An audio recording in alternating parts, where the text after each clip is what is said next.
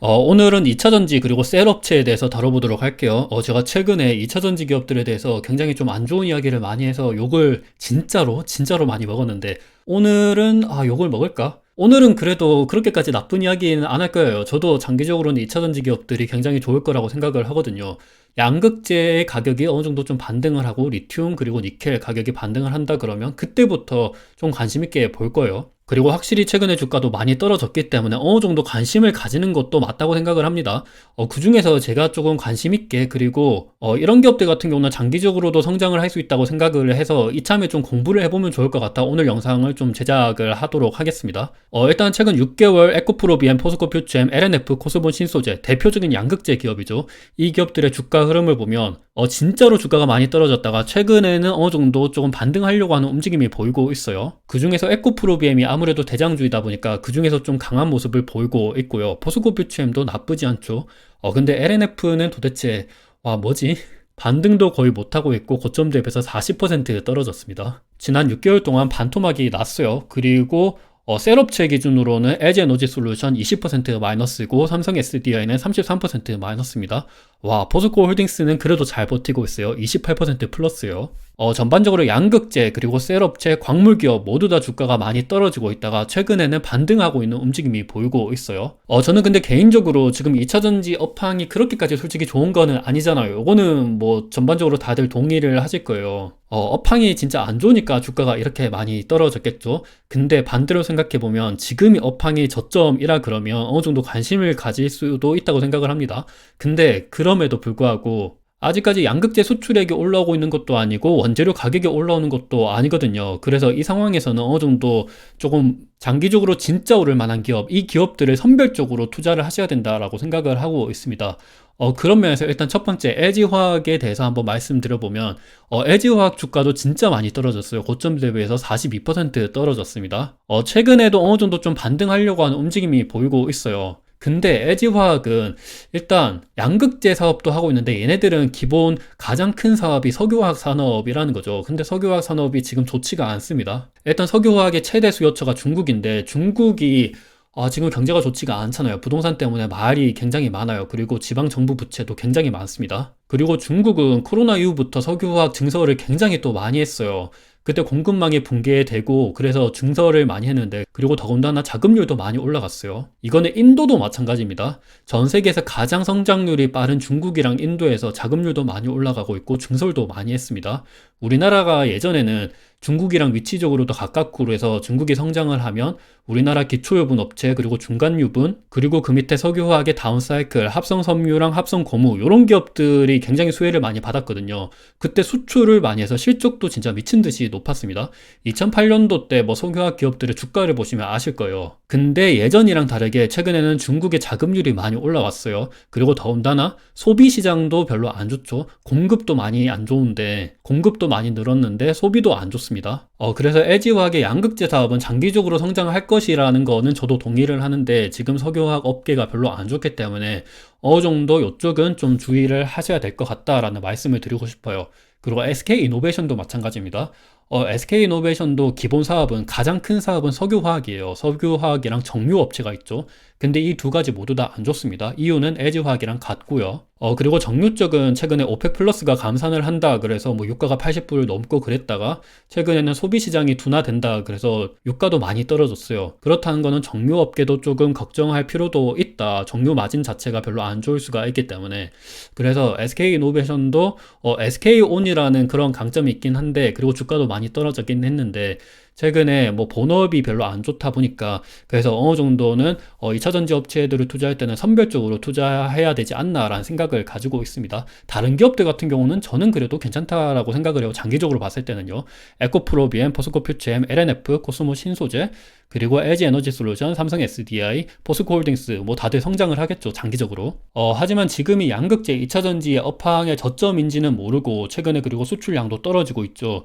그래서 지금 투자한다 그러면 장기적인 관점에서 생각을 하고 조금 주가가 많이 오르지 못했고 상대적으로 밸류에이션이 싼 그런 기업들을 조금 공부를 해야 되지 않을까라고 생각을 하고 있어요. 그래서 첫 번째로 포스코 홀딩스, 이 기업 같은 경우는 뭐 장기적으로 성장을 하겠죠. 포스코 퓨처엠도 있고 포스코 인터내셔널 밸류체인 형성도 잘 되어 있습니다. 우리나라에서 LG와 더불어서 가장 밸류체인이 잘 형성된 기업이고요. 그리고 PER, PBR 쌉니다. PER 15배, 그리고 PBR 0.65배입니다. 배당금도 많이 줘요. 돈도 진짜 미친 듯이 많이 벌고 있습니다. 4조 3천억, 요 정도 벌고 있어요. 철강이 지금 안 좋은데도 영업이익이 4조 3천억 찍힌다라는 거는 이게 진짜 요 정도 기업이면 괜찮을 것 같다. 그리고 매출액은 78조예요. 진짜 굉장히 좋은 기업입니다. 그래서 차라리 투자한다 그러면 포스코 홀딩스 괜찮을 것 같고요. 그리고 삼성 SDI는 뭐 안 좋아하는 사람들도 많아요. 투자에 있어서 좀 소극적이다 이런 이야기가 있는데 삼성 SDI는 그래도 삼성그룹이잖아요. 그리고 얘네들이 확실히 사업을 잘해요. 조금 소극적으로 투자를 하는 면도 있긴 한데 영업이익률을 보면 거의 8%, 요 정도면 제조업 치고는 뭐 나쁘지 않은 수치라고 생각을 합니다. 그리고 다른 2차전지 셀업체 대비해서 PER, PBR도 그렇게까지 비싼 거는 아니고요. PER 16배죠. PBR 1.66배입니다. LG에너지솔루션은 거의 60배가 넘죠. 그리고 삼성 SDI 말고 조금 작은 업체로 들어가 보면 저는 개인적으로 PNT, 요 기업도 좀 괜찮다고 생각을 해요. 요 기업은 2차전지 장비를 만드는 기업인데 영업이익 16%, 요 정도면 마진 굉장히 좀 잘 남겨먹는다라고 생각을 하고 있어요. 영업이익도 꾸준히 우상향을 하고 있고요. PER, PBR 그렇게까지 비싼 게 아닙니다. 요즘에 2차전지 업체들 PER 기본적으로 50배 요 정도는 넘죠. 근데 15배 PER 요 정도면 합리적으로 좀 장기적으로 봤을 때 2차전지 산업이 계속해서 성장을 할 거니까 이런 기업들은 좀 뭐 지금 주가가 많이 떨어졌기 때문에 장기적인 관점에서 조금씩 매수하는 거는 괜찮다라고 생각을 하고 있어요. 그리고 기본적으로 얘네들의 영업이익률을 보면 PNT는 그나마 좀 높기는 한데 삼성 SDI 8%, 그리고 포스코 홀딩스 5.56%죠. 그리고 LG에너지솔루션, 뭐 에코프로비엠, 포스코 퓨처엠 전반적으로 보면 영업이익률이 10%채 안 나옵니다. 요 말은 전형적인 제조업 기반이라는 거죠. 소프트웨어 기업이나 아니면 팹리스 기업들 같은 경우는 영업이익률이 30%도 나오는 기업도 있습니다. 아니면 제조업임에도 완전 독점적인 사업을 가지고 있는 ASML 같은 경우는 영업이익률이 30%도 나오거든요. 근데 이 기업들 같은 경우는 독점적인 사업을 하고 있다는 거는 아니죠. 리튬 업체 많습니다. 그리고 양극재 업체 많아요. 셀 업체 많습니다. 그래서 이런 기업들 같은 경우는 공급이랑 수요의 원리에 따라서 어느 정도 사이클을 그릴 수밖에 없거든요. 반도체도 마찬가지고 디스플레이도 마찬가지고 철강, 석유화학 전반적으로 다들 제조업 업체는 사이클을 그릴 수밖에 없습니다. 경기가 둔화하면 사이클 하락 국면에 있을 수밖에 없어요. 근데 이 말은 경기가 지금 저점이고 앞으로 다시 올라갈 수 있다라 그러면 주가는 훨씬 더 많이 올라갈 수 있다라는 거죠. 그래서 2차전지 업황의 저점을 찾는 게 굉장히 중요할 것이라고 보이고 있는데, 근데 지금 저점을 찾는 거는 조금 어렵기는 하죠. 왜냐하면 일단 리튬 업체, 미국의 엘버말 그리고 칠레 그쪽에 리튬 사업을 하고 있죠. SQM, 그리고 아르헨티나 쪽에 리벤트 코퍼레이션, 그리고 중국의 간펑 리튬, 전반적으로 올해 주가를 보면 다들 주가가 아직까지 계속 떨어지고 있어요. 40% 기본이고요. 리튬 가격이 떨어지다 보니까 당연히 리튬 업체 수익도 안 좋을 수가 있겠죠. 우리나라 2차전지 업체만 앞으로 5년 뒤 실적을 반영을 해서 최근 주가가 좀 반등을 하고 있는데 그래서 뭐 장기적으로는 꾸준히 우상향할 거라는 거는 저도 동의를 합니다. 하지만 이제 조금 선별적으로 보셔야 되는 게 아닌가. 장기적으로 우상향을 할 거면 어느 정도 좀 비싼 기업은 떨어졌다가 다시 우상향을 할 수 있거든요.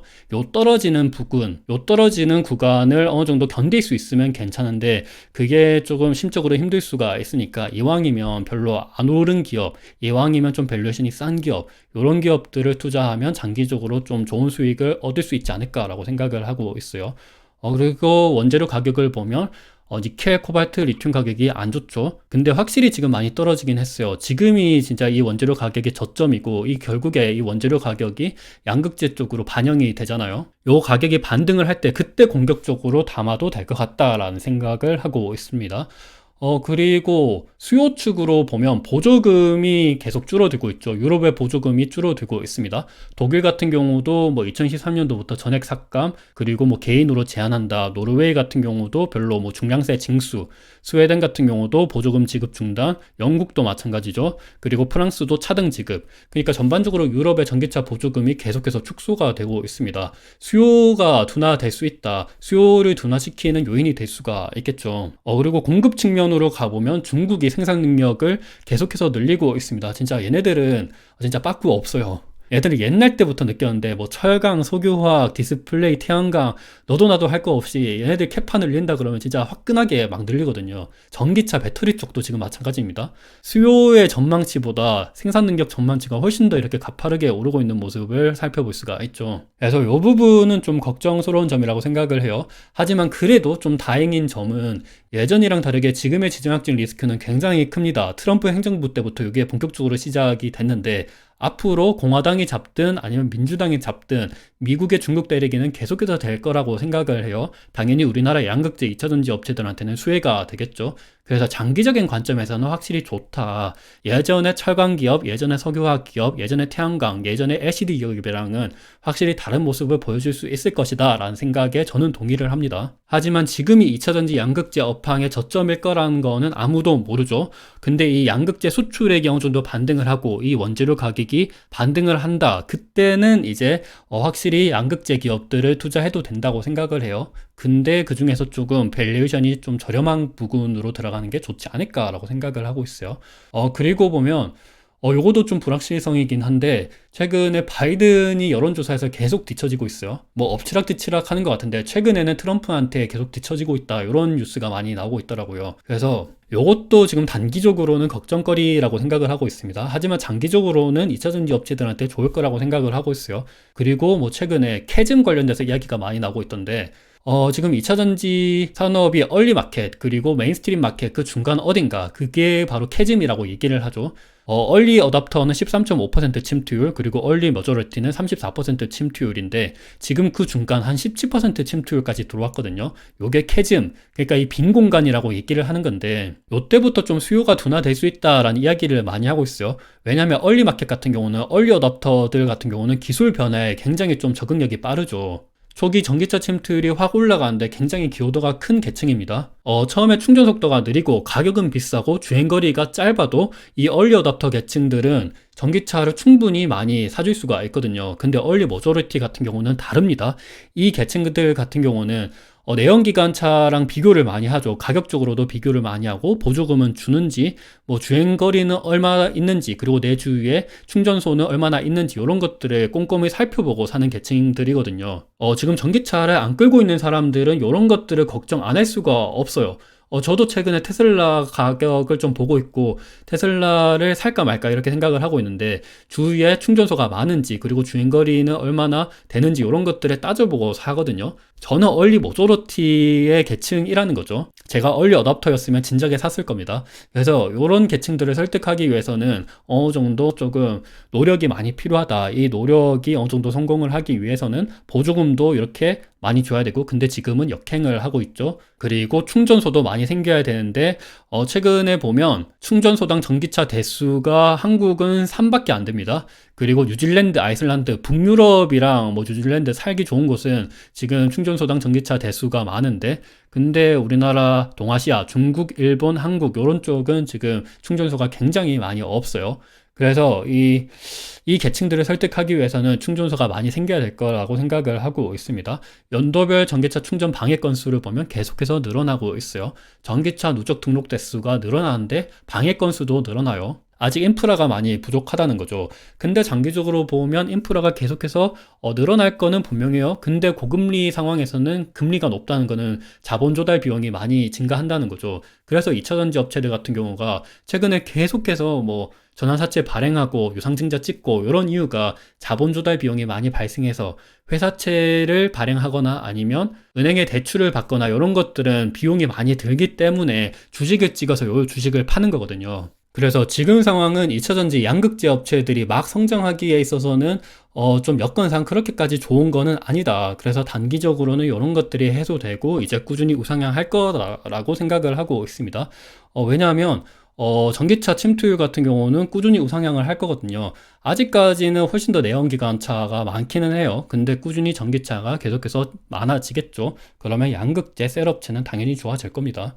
근데 좀 걱정스러운 점은 이때까지 보면 현대제철 같은 경우도 2008년도까지는 성장 기업이었어요. 왜냐하면 철 같은 경우가 수요가 계속해서 늘어나잖아요. 지금도 마찬가지예요. 솔직히 철은 계속해서 쓸 수밖에 없어요. 수요는 계속해서 늘어나요. 전 세계적으로. 인도 성장하고 있고 중국 성장하고 있습니다. 그리고 다른 뭐 개발도상국 계속 성장하고 있어요. 브라질 성장하고 있습니다. 그래서 철은 계속해서 쓸 수밖에 없어요. 전기차도 철이 들어가죠. 근데 왜 현대제철 주가가 이렇게 떨어지냐? 수요는 계속 늘어나는데 공급이 그만큼 많이 늘어나서입니다. 과잉 공급이 되면 철 가격이 오를래야 오를 수가 없습니다. 열연 가격 같은 경우도 2008년도부터 해서 계속해서 떨어졌죠. 근데 지금 같은 경우는 그나마 괜찮아졌어요. 왜냐하면 구조조정이 요 당시에 굉장히 많이 일어났거든요. 중국에서 보면 구조조정 진짜 많이 일어났었습니다. 제철소 같은 경우가. 그리고 최근에는 공급을 제한하고 있죠. 기후변화 때문에요. 그래서 우리가 현대제철을 보더라도 아니면 조선소 보더라도 마찬가지죠. 전 세계 물동량은 늘어납니다. 왜냐하면 반도체라든지 수출, 수입은 계속해서 늘어날 수밖에 없어요. 배도 그만큼 많이 필요하고요. 그리고 배 사이즈도 점점 커지죠. 근데 왜 이렇게 주가가 떨어지냐? 중국이 진짜 조선소를 진짜 많이 세웠었어요. 철강업소도 마찬가지고, 그리고 태양광도 마찬가지입니다. 태양광도 계속해서 쓸 수밖에 없어요. 수요는 늘어납니다. 근데 공급이 그만큼 늘어나니까 이 기업의 주가가 많이 떨어지는 거예요.